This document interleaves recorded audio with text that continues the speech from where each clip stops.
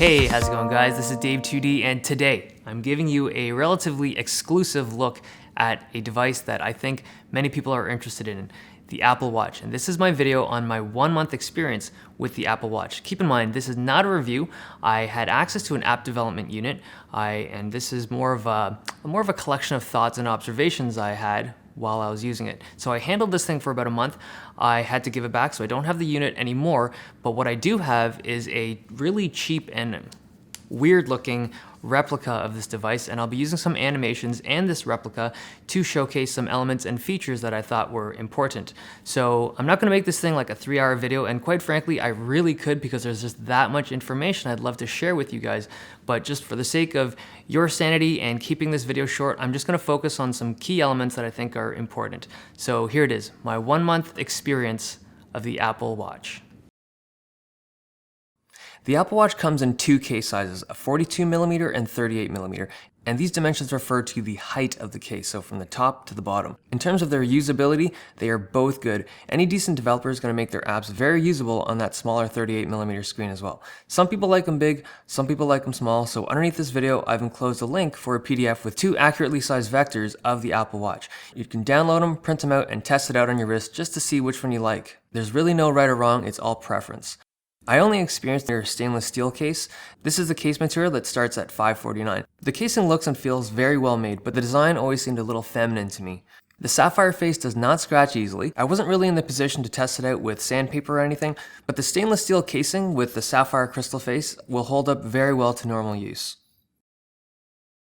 I only got to use the rubber sport band, and I like it a lot, although not in that super bright blue color. It seems really secure, and it seems to be a good design for active use. But the closure mechanism is a little different from any watch I've used before. If you have something to rest the watch on, like a table, it's easy to put on. But if you want to put the strap on freehand, you kind of have to hold both ends of the strap with one hand and use some finger dexterity to maneuver it on. So when you first try it on at the store, you're probably going to fumble with it a bit. If you've wanted a different strap the whole time, go for it.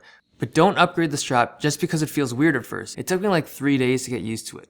Now I am a little concerned about this loop strap here. It really feels to be like the weakest spot of the strap, where it could theoretically rip. But in general, this strap is very well made, so it's probably all good. One thing I noticed that was kind of cool is that jeans don't rub off easily on this material. Underneath the bottom strap connection, there's a 6-pin connection port. It's small, and it currently doesn't do anything for devs or consumers, but I think it's there for future connectivity, like a strap with a blood pressure sensor, or some silly wrist-mounted camera, or maybe even watch straps that have extra batteries inside the strap. Apple does own a patent for this kind of battery tech, so the positioning and the size and just the sheer prominence of this port makes me think that Apple is planning for future connectivity, but we'll have to see. There are currently 9 watch faces that are available on the Apple Watch. You can customize them with little widget things that they call complications. I was a little confused by the term at first. I mean, why call it a complication? But it's a term that comes from old school watchmakers, so features like the date or weather or stock quotes or whatever it is, these are all called complications. And you can add any of the 10 current complications to any watch face. I'm not going to go into the details of it, but it is simple to customize these little widget complication things. But the big issue here is that currently, neither consumers nor developers can create their own watch faces. You can customize any of the existing 9, but you can't create your one from scratch, and even WatchKit for developers doesn't let you do it, which annoys me like crazy because I don't really like any of the 9 available watch faces. Some people might like them, and some people might love them, but I personally don't, and I'm sure other people are in the same boat. And for a device that is supposedly Apple's most personal device ever, I don't find this very personal. I want a custom watch face. It doesn't matter if I want a Ninja Turtle watch face or a Hello Kitty watch face, I should be able to personalize my own most personal device. Maybe Apple plans on selling watch faces in the future, but I think this is something they should address sooner than later. You've seen the ads. The Apple Watch has some weird communication features. You can tap out a rhythm and send it to your contacts, and it can also detect your heart rate and send that out to your contacts. Now I tried both of these quite a bit. They're both really silly and just not useful to me, so by the end I just wasn't using them. The Apple ads also show another feature where you can draw stuff on the screen and send it to someone. I thought this would be just as lame, but it's surprisingly fun. After using it for 4 weeks, it's still fun and cute, and I actually found it to be an integral part of the Apple Watch experience. I think people will have fun with it, especially really immature kids like myself. It's not useful. I mean, it's really not useful, but it's fun. And this is a cat. I don't know what you guys thought I was drawing. The Apple Watch has a speaker and a mic that you can use to make or take calls. The speaker is a lot louder than I thought it would be coming from a watch, and the sound quality is actually pretty decent. This is what it sounds like at max volume, about 10 inches away from the mic. Hi, Future Dave. This is Present Day Dave, and I'm leaving you a voicemail so that you can use my voice or our voice to check the sound quality from these devices in the near future. And for comparison, this is what an iPhone 6 speaker sounds like on max volume, also 10 inches away from the mic. Hi, Future Dave. This is Present Day Dave, and I'm leaving you a voicemail so that you can use my voice or our voice to check the sound quality from these devices in the near future. Now remember, you do need your iPhone nearby to make this work, but you can legitimately use the watch to have conversations. So for the first couple of weeks, taking calls on the watch was just a novelty. It was fun, but gimmicky and kind of pointless. But after you do it enough, it actually becomes pleasant to use. It's obviously not for every phone call, it's really situational, but there are definitely moments where I actually preferred using the watch over using the phone.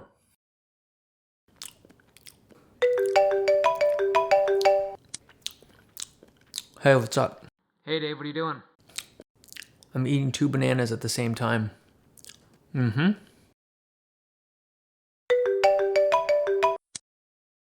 Hey, what's up? I'm just going to do a quick overview of the Activity app. It's 3 rings: move, exercise, and stand. So these are the 3 main metrics of fitness tracking on the Apple Watch. Over the course of each day, you kind of try to fill up each ring. So move is just like a calorie counter that grows if you're active. The exercise ring is just how many minutes that day you've exercised. To fill that ring, you need to accumulate 30 minutes of moderate activity. And the ring for stand is just how many minutes you've spent the day standing. You try to stand for 1 minute every hour for 12 hours. Now, the truth is I could talk about this fitness app for hours, but the short of it is this. It works very well, and it's definitely one of the best fitness trackers I've used. Maybe even the best in terms of overall convenience and usability. Aside from the initial novelty of wanting to see those rings fill up, I wouldn't say that I was more motivated to exercise. But the one thing that I really like is that the Apple Watch is awesome for gym goers. The watch doesn't need to be paired with the phone for fitness features, so you can put your phone in your locker and just wear your watch into the gym. It'll continue to track fitness, and if you have wireless Bluetooth headphones, it'll pipe music to those headphones without requiring the phone to be paired. This was seriously my favorite feature. The fitness tracking tech inside it is no different from most top-end smartwatches, but the Activity app and the corresponding iPhone app make this better than any other fitness tracker I've used.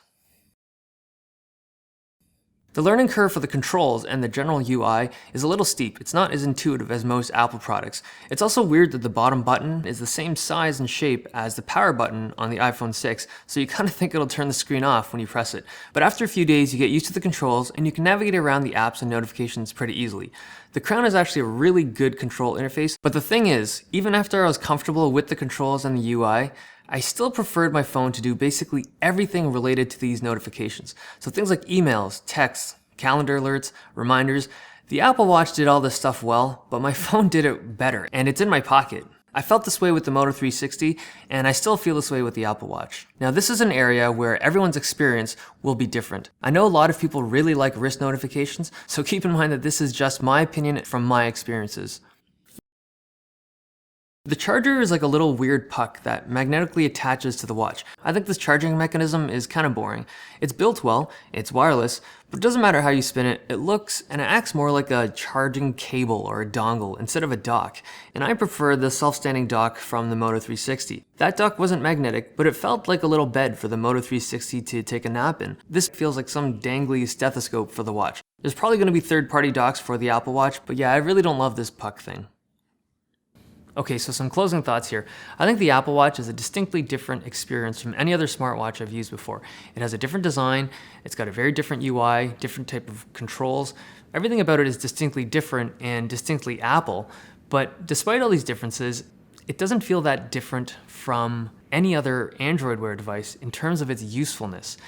So if you used smartwatches before and you didn't find them particularly useful, there's nothing really compelling here to make me say that this is now a useful device. Smartwatches are now useful, because there isn't. The one scenario, and literally the only one scenario that I thought was a new type of usage case, was for the gym goer example I gave earlier, because of how the watch could be used as a standalone device for gym goers. It's awesome to be able to stick your iPhone in the locker while still getting wireless music and top-notch fitness tracking. Now, is that worth $350 or $400? I don't know. Even though it's super cool, it still feels really overpriced to me. And if you've used smartwatches before and you didn't like them because you didn't like charging it every day, we're in the same boat here. I mean, like I mentioned in my Moto 360 video, there are things in our lives that are worth charging every day because they're super important, like our cell phones or our notebooks. But this is still a device that when you look at it and you use it, it's still not important enough to me to warrant charging every day. It just doesn't feel that way. Now, I think there is a lot of room for improvement with this device. I think there is more room for improvement on the Apple Watch than any Android watch I've seen so far. I think that the apps will grow. I think they will become bigger and better.